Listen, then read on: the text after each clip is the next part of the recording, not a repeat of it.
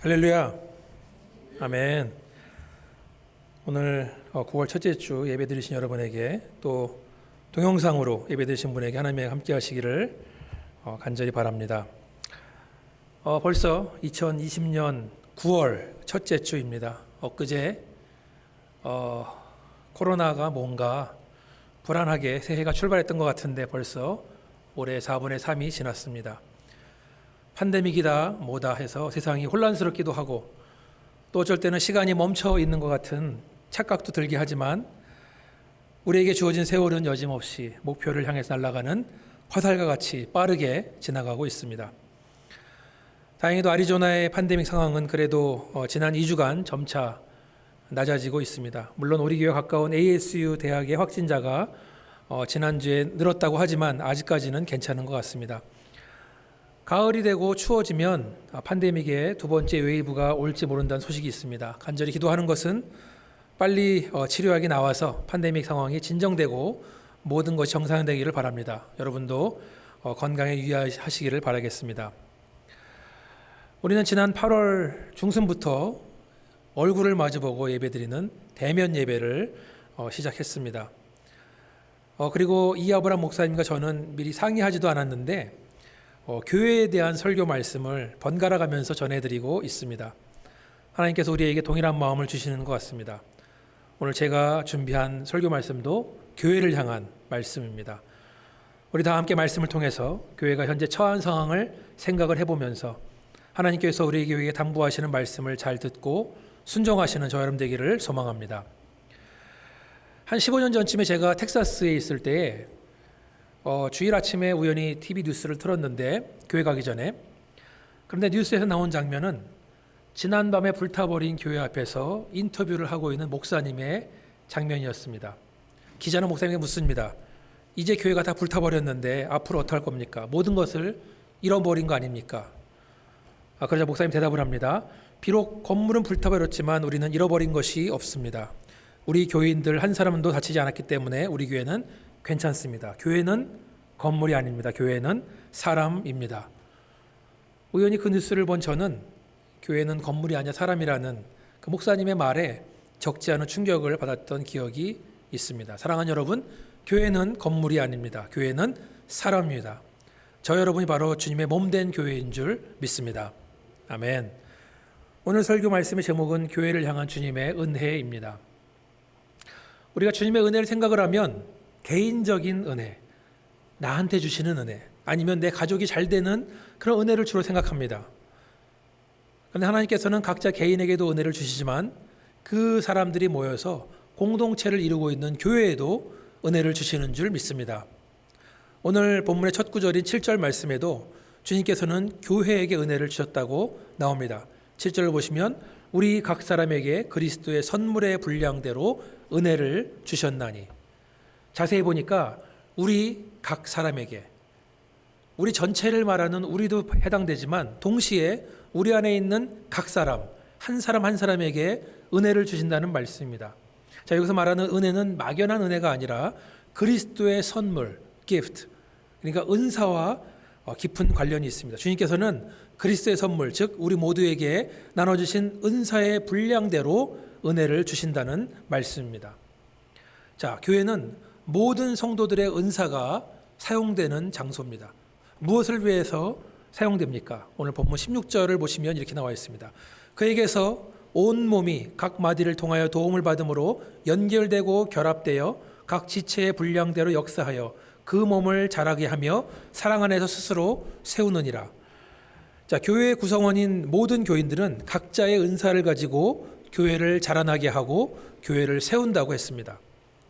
7절에 은사의 분량대로 은혜를 주신다고 했는데 똑같은 분량이란 말이 16절에도 나옵니다. 각 지체의 분량대로 역사한다. 우리가 이 분량이란 말을 우리가 적절하게 혹은 적당하게라는 말로 이해할 수 있습니다. 주님께서 각 지체의 은사에 맞게 적절하게 적당하게 은혜를 주시고 그렇게 은혜 받은 지체들은 그들의 은사는 교회 안에서 아주 쓸모있게 사용된다는 말씀입니다.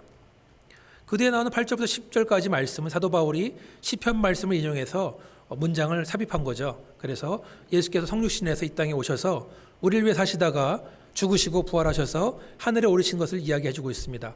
예수님께서는 모든 원수를 잡아서 그들의 전리품들을 취하시고 선물을 사람들에게 나누어 주었다고 합니다. 그리고 11절로 이어지는데, 자, 11절 말씀 보니까 그가 어떤 사람은 사도로, 어떤 사람은 선지자로, 어떤 사람은 복음 전하는 자로, 어떤 사람은 목사와 교사로 삼으셨으니, 11절에 대한 전통적인 해석은 교회 안에 특별한 직분자들이 있어서 구분돼서 성직자라도 하죠. 교회 안에 특정 소수만이 특별한 기능을 수행하는 것이라고 이해를 하고 있습니다. 물론 하나님께서 교회 안에서 영적으로 세우신 리더십은 분명히 있습니다. 그리고 하나님은 오늘도 교회의 리더십을 통해서 교회를 세우십니다. 그런데 오늘 본문 11절을 자세히 보면 여기 나오는 사도 또 선지자는 지금 없어진 직분입니다. 잠깐 말씀드리면 사도라는 것은 보내심을 받은 자라는 뜻인데, 예수님의 12제자와 사도 바울 그리고 예수님의 형제 야고보를 포함한 몇몇 무리들을 말합니다. 그들은 예수님을 직접 목격한 사람들로서 초대교회의 권위 있는 지도자로 세워졌습니다. 그러나 사도의 직분은 존재하지 않습니다. 선지자란 말의 뜻은 여호와의 회의에 참여한 자다, 이런 뜻으로 초대교회가 세워졌을 때 사도와 비슷한 권위로 존재했지만 성경이 다 완성되고 초대교회 시대 이후로는 그 직분이 사라졌습니다. 그러니까 사도 직분과 선지자 직분은 지금 존재하지 않습니다. 따라서 여러분들이 11절을 읽을 때에 사도, 선지자, 복음 전하는 자, 목사, 교사, 이런 특정한 사람들, 나와 별 상관없는 사람들 이야기인가 보다, 나는 해당되지 않는다 말씀하시면 안 된다는 말씀입니다. 11절은 7절과 같은 흐름 속에 있습니다. 우리 각 사람에게 그리스도의 선물의 분량대로 은혜를 주셨는데, 그렇죠? 다시 말해서 예수님께서는 모든 성도에게 은사를 주셨고 그 은사가 교회에서 적절히 잘 활용될 수 있도록 모든 성도에게 은혜를 주신다는 말씀입니다. 그래서 11절 말씀에 대한 좀 더 현대적인 해석, 그리고 침례교회에서 주장하는 만인제사장서를 인용을 하면 하나님께서는 모든 성도에게 은사를 주시고 그 성도들이 교회 안에서 주어진 은사를 잘 사용해서 교회를 세우기 위해서 은혜를 주신다는 말씀입니다. 다시 말해서 구원받은 성도들은 모두 하나님의 일꾼들이며 하나님은 그들에게 교회를 섬기는 은사를 주셨고 그에 따른 은혜를 주셨다는 말씀입니다. 실수가 없으신 하나님은 어느 한 사람이라도 우연히 교회 한쪽 자리에 앉아있도록 만들지 않으셨습니다. 하나님은 모든 성도를 향한 특별한 계획이 있는 줄 믿으시면 아멘 하시기 바라겠습니다. 아멘. 제가 한국에서 목회를 했을 때 제법 큰 대형교회에서 교육 담당 목사로 있은 적이 있습니다. 그때 제가 일하던 교육국에는 아주 많은 부사역자들이 있었는데 저는 직접 함께 일할 분들을 뽑기 위해서 지원자들을 모집하고 인터뷰를 하고 그렇게 했는데, 제가 꼭 질문하는 게 있습니다. 그게 뭐냐면, 목사님 혹은 전도사님은 전도사님의 은사는 무엇입니까? 가장 좋아하고 잘하는 것이 무엇입니까? 이렇게 물어봅니다. 이렇게 질문하면 어떤 분은 나는 찬양 인도를 잘합니다. 어떤 분들은 어린아이를 잘 가르칩니다. 어떤 분들은 티네이저들과 잘 어울립니다. 어떤 분은 교회의 교육 계획을 잘 세웁니다. 이런 대답을 합니다. 근데 간혹 이런 분이 있습니다. 목사님, 저는 다 잘하는 것 같아요.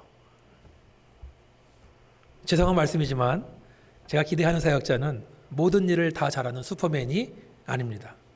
하나님께서 주신 은사를 잘 활용해서 개발해서 잘 쓰임받는 사역자입니다. 현대교회는 문제가 있는데 그 문제 중에 하나가 뭐냐 하면 큰 교회나 작은 교회나 있는 문제인데요. 과연 무엇인가? 그것은 교회의 사역이 소수의 사람들에게 지나치게 치중되어 있다는 것입니다. 문제는 어느 누구도 슈퍼맨이 아닌데 하나님께서도 소수의 사람들에게 사역이 편중되어 있는 것을 원치 않으신다는 것입니다. 하나님은 우리들이 모든 일을 할 수 있는 슈퍼맨이 되기를 기대하고 있지 않습니다. 아무리 교회의 일, 선한 일이 좋다고 할지라도 혼자서 감당할 수 없는 과중한 일을 계속한다면 그 사람도 언젠가는 번아웃이 되어버린다는 말씀입니다. 로마서 12장 4절에서 8절 함께 같이 한번 읽어보겠습니다. 로마서 12장 4절에서 8절까지 같이 읽겠습니다. 시작. 우리가 한 몸에 많은 지체를 가졌으나 모든 지체가 같은 기능을 가진 것이 아니니 이와 같이 우리 많은 사람이 그리스도 안에서 한 몸이 되어 서로 지체가 되었느니라. 우리에게 주신 은혜대로 받은 은사가 각각 다르니 혹 예언이면 믿음의 분수대로, 혹 섬기는 일이면 섬기는 일로, 혹 가르치는 자면 가르치는 일로, 혹 위로하는 자면 위로하는 일로, 구제하는 자는 성실함으로, 다스리는 자는 부지런함으로, 긍휼을 베푸는 자는 즐거움으로 할 것이니라. 아멘. 교회는, 예수님은 교회의 머리이십니다. 그리고 교회는 몸입니다. 그리고 몸에는 여러 멤버, 즉 지체가 있습니다. 그리고 지체는 그 기능이 모두 다릅니다.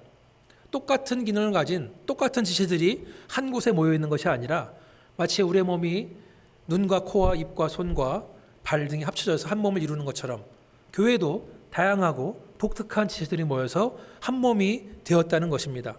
방금 읽은 로마서에 의하면 예언의 은사, 섬기는 은사, 가르치는 은사, 위로하는 은사, 구제하는 은사, 다스리는 은사, 그리고 긍휼을 베푸는 은사들이 모두 교회를 위해서 있다는 말씀입니다. 목사 한 사람이 이 모든 은사를 독점하는 것이 아닙니다. 목사도 교회를 구성하는 지체로서 다른 지체들과 함께 협력하는 줄 믿습니다. 하나님께서는 모든 성도들을 하나님의 일꾼으로 부르신 줄 믿습니다. 하나님께서는 모든 성도에게 은사를 주시고 그 은사가 교회에서 잘 쓰일 수 있도록 은혜를 주시는 줄 믿습니다. 자, 그러면 이렇게 은혜를 받은 성도들을 향한 주님의 부탁은 무엇입니까? 성도들은 어떻게 교회의 몸을 세웁니까? 첫 번째로 성도는 교회의 몸인 지체들을 온전하게 한다고 했습니다. 12절을 보시면 이렇게 나와 있죠. 이는 성도를 온전케 하여 봉사의 일을 하게 하며 그리스도의 몸을 세우려 하심이라. 여기서 성도를 온전케 한다는 말은 온전한다는 뜻도 들어있지만 그 안에 영어 성경 보면 equip, 즉 준비를 시킨다라는 뜻이 있습니다. 몸된 교회로 하여금 무엇을 하도록 온전하게 하는가, 준비시키는가. 첫 번째로 봉사의 일을 할 수 있도록. 성도를 온전케 한다는 것은 교회 안에서 다른 사람들의 봉사만 받는 것이 아니라 이제는 교회를 위해서, 지체를 위해서 봉사하게 한다는 것입니다. 교회 안에서 봉사는 성도에게서 선택사항이 아니라 반드시 해야 되는 것인 줄 믿습니다. 두 번째로 그리스도의 몸을 세우도록 성도를 온전케 한다는 것입니다. 그것은 성도로 하여금 자기들이 교회의 일부, 뗄래야 뗄 수 없는 교회의 지체라는 것을 알게 하고 협력해서 그 몸을 세워가게 한다는 것입니다. 두 번째로 주님의 은혜를 받은 성도들이 그들을 향한 주님의 당부는 몸된 교회로 하여금 그리스도의 장성한 분량이 충만한 데까지 이르기도록 한다는 것입니다. 13절에 보시면 이렇게 나와 있습니다. 우리가 다 하나님의 아들을 믿는 것과 아는 일에 하나가 되어 온전한 사람을 이루어 그리스도의 장성한 분량이 충만한 데까지 이르리니. 자, 교회가 그리스도의 장성한 분량이 충만한 데까지 이르기까지 뭐가 필요하다고 했습니까? 예수를 믿는 것과 아는 일에 하나가 되어야 된다. 교회가 한 마음을 가지고 예수님을 믿는 것과 아는 것에 하나가 될 때 그분의 장성한 분량이 충만한 데까지 이른다는 것입니다.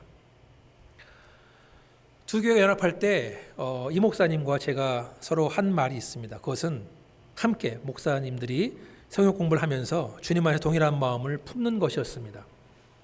오늘 함께 나누는 이 말씀이 우리 마음과 딱 드러나는 말씀이라서 얼마나 감사하고 반가운지 모르겠습니다.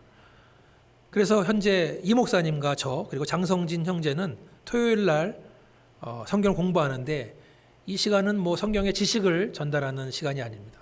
성경을 통해서 받은 은혜를 서로 나누고 함께 고민하고 함께 앞으로 나아갈 길을 이야기하는 매우 중요한 시간입니다. 목사가 무슨 성경 공부를 하나라고 어떤 분은 말할 수 있겠습니다. 그러나 사랑하는 여러분, 목사는 배움이 끝난 사람이 아닙니다. 목사는 성경 지식이 완벽하게 완성된 사람이 아닙니다. 오히려 매일매일 우리의 스승 되신 성령님께 배워야 하는 사람들입니다. 배우지 못하는 사람은 가르치지 못한다는 말이 있습니다. 남에게 배울 자세가 없는 사람, 그것을 교만이라고 하는데 그런 사람은 도저히 새로운 것을 받아들일 수도 없고 그리고 그런 사람은 다른 사람을 가르칠 수 없다는 말씀입니다. 저는 이렇게 세 남자가 20대, 50대, 70대가 토요일마다 마주보고 앉아서 함께 성경 공부하는 시간이 얼마나 기다려지는지 모르겠습니다. 내가 잘 안다고 생각했던 그 말씀이 새롭게 다가올 때 그 느끼는 짜릿함, 아마 경험해보지 못한 사람은 도저히 알 수 없는 기쁨이라고 믿습니다. 성경 공부를 통해서 하나님의 은혜, 또 함께 공부하는 사람들과 삶을 나누면서 서로 받은 은혜를 나누시는 저 여러분 되시기를 바랍니다. 교회는 예수 그리스도를 믿는 것과 아는 일에 하나가 되어야 됩니다. 그것은 성도가 받은 은사를 가지고 교회에서 활용될 때 나타나는 은혜인 줄 믿습니다. 또한 그리스도의 장성한 분량이 충만한 데까지 이르라고 했습니다. 어떤 사람은 신앙생활 열심히 하는 사람 보고 저 사람은 예수에 미쳤다라고 말하는 사람이 있습니다. 저는 그 말을 들을 때마다 예수님께 미쳤다, 예수님 있는 곳까지 갔다, 예수님이 있는 곳까지 미친 거다라고 생각을 합니다. 말장난이지만 예수님께 미치는 저 여러분 되시기를 주님의 이름으로 축원합니다. 아멘. 15절을 보시니까 오직 사랑 안에서 참된 것을 하여 범사에 그에까지 자랄지라 그는 머리니 곧 그리스도라. 자, 여기서도 예수님까지 자라라고 말합니다. 그런데 중요한 단어가 있죠. 그것은 범사에, 모든 일에 예수님까지 자라나야 된다는 것입니다. 다시 말해서 전 인격적으로 예수를 닮아가는 삶을 살라는 것입니다. 우리는 교회에서 멋있게 봉사하고 성도들 간의 아름다운 만남을 가질 수 있습니다. 그렇지만 동시에 어떤 사람은 집에 가면 그 본성이 드러나는 사람도 있습니다. 교회만 가면 항상 웃는 사람이, 다른 사람을 배려하는 사람이, 인자한 모습을 가지고 있는 사람이 집에만 가면 얼굴을 찡그리고 가족을 배려하지 않고 성질을 부리는 사람도 더러 있다는 말씀입니다. 다른 사람의 이야기가 아닙니다. 많은 목사들이 그렇습니다. 그러다 보니까 목회는 잘할 수 있겠지만 자식 농사를 망치는 경우를 많이 봤습니다. 목사인 아버지는 잃어버린 영혼을 구한다고 해서 수많은 시간과 에너지를 사용하고 있는데 정작 자기 집에 있는 자녀들은 아버지로부터 방치된 채로 더 이상 하나님을 못 믿겠다라고 말하는 안타까운 상황들 저는 많이 목격을 합니다. 예수를 닮아가는 삶은 남에게 보여주기 위한 것이 아니라 전 인격적인 모습으로 예수님을 닮아가는 삶인 줄 믿으시면 아멘 하시기 바라겠습니다. 아멘. 시카고의 유명한 목사 빌 하이벨스가 쓴 책 제목이 있습니다. 아무도 보는 이 없을 때 당신은 누구인가? Who you are when no one's looking. 아무도 보는 일 없을 때 당신은 누구인가? 혼자 있을 때 그 사람이 어떤 성도인가 나타난다는 말입니다. 제가 한국에서 함께 신앙생활했던 성도님이 떠오릅니다. 그분이 일 때문에 외국이나 지방으로 출장을 많이 가는데 혼자서 호텔에 있는 시간을 피하기 위해서 기왕이면 다른 사람과 동행을 한다고 합니다. 어쩔 수 없이 혼자 가게 된다면 기도 부탁을 하는 거죠. 혼자 외롭게 있을 때 유혹을 이기게 해달라고 기도 제목을 부탁하고 떠나는 겁니다. 저는 굉장히 많은 은혜를 받았습니다. 목사이기 때문에, 장로이기 때문에, 권사, 집사 등의 직분자이기 때문에 남들에게 보여주기 위한 가면을 쓰고 있다면 하나님 앞에서 가면을 벗고 솔직한 모습으로 나오시기를 주님의 이름으로 축원합니다. 우리는 모든 일에 자라나되 예수님에게까지 자라나야 됩니다. 세 번째로, 성도는 몸된 교회가 어린아이와 같은 신앙에 머무르는 것이 아니라 성숙한 신앙을 자라게 하는 임무가 있습니다. 14절입니다. 이는 우리가 이제부터 어린아이가 되지 아니하여 사람의 속임수와 간사한 유혹에 빠져 온갖 교훈의 풍조에 밀려 요동하지 않게 함이라. 자, 어린아이 같은 순수한 신앙은 중요합니다. 예수를 단순히 믿고 의심하지 않는 어린이 같은 신앙은 본받아야 되는 신앙입니다. 여기서 말하는 어린아이라는 것은 성숙하지 않은 신앙을 말합니다. 성숙하지 않은 신앙을 가진 사람들, 어린아이 같은 사람들은 어떤 일을 겪는다고 했습니까? 먼저 사람들의 속임수에 빠지고 간사한 유혹에 빠진다고 했습니다. 우리의 원수 마귀는 항상 우리 주변에 머물면서 우리를 속이려고 하고 우리를 유혹에 빠뜨리기 위해서 호시탐탐 기회를 노리고 있습니다. 우리가 어린아이 같거나 나 중심적인 신앙이거나 다른 사람을 배려하지 못하는 신앙을 가지고 있다면 교회조차도 안전한 장소가 되지 못한다는 말씀입니다. 그렇게 속임수에 넘어가고 유혹에 빠지게 되면 온갖 교훈과 풍조에 밀려 요동한다고 했습니다. 성도가 말씀에 바로 서 있지 못하면 말씀 아닌 것들을 찾게 됩니다. 세상에 만연한 교훈과 풍조를 찾게 되고 그것들을 교회 안으로 가지고 들어오려고 합니다. 말씀으로 충만해야 될 교회가 온갖 세상의 교훈과 풍조에 들어가 있다면 교회는 흔들릴 것입니다. 그리고 무너지게 될 것입니다. 사도 바울은 히브리서 5장 12절 14절에서 어린아이와 같은 신앙을 버리라고 경고하고 있습니다. 함께 읽겠습니다. 시작. 때가 오래되었으므로 너희가 마땅히 선생이 되었을 터인데 너희가 다시 하나님의 말씀의 초보에 대하여 누구에게서 가르침을 받아야 할 처지이니 단단한 음식을 못 먹고 젖이나 먹어야 할 자가 되었도다. 이는 젖을 먹는 자마다 어린아이니 의의 말씀을 경험하지 못한 자요 단단한 음식은 장성한 자의 것이니 그들은 지각을 사용함으로 연단을 받아 선악을 분별하는 자들이니라. 아멘. 이미 교회 안에서 가르치는 선생이 되어 있어야 마땅할 성도들, 그러나 아직까지 어린아이 같은 신앙에 머물러 있는 성도들에 향한 훈계의 말씀입니다.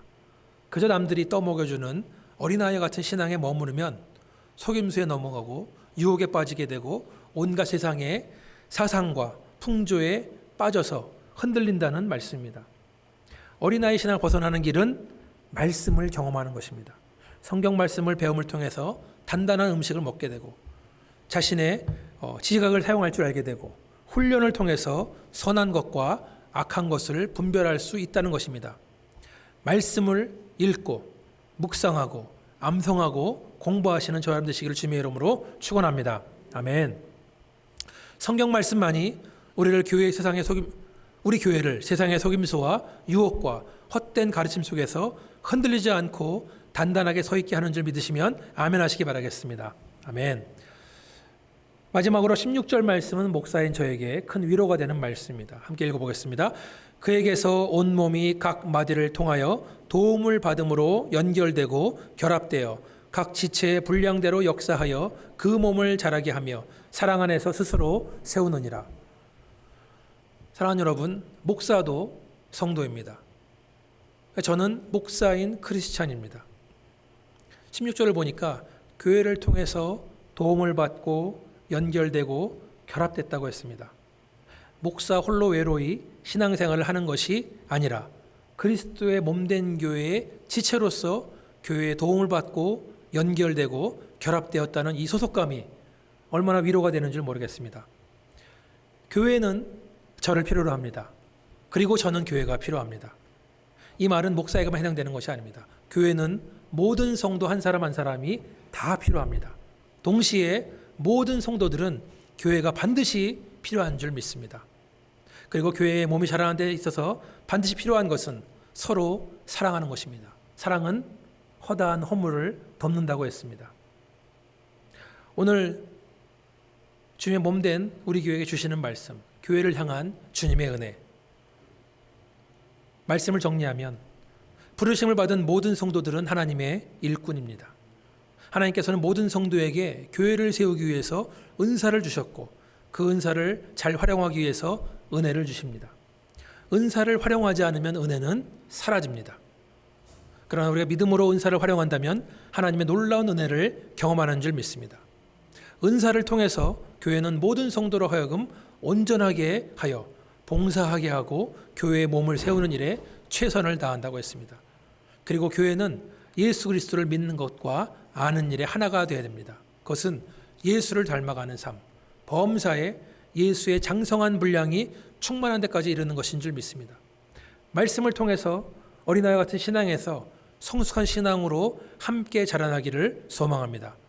그리고 서로 사랑함으로써 교회를 온전히 세워나가는 지체들, 저 여러분 되시기를 주님의 이름으로 축원합니다. 같이 기도하시겠습니다.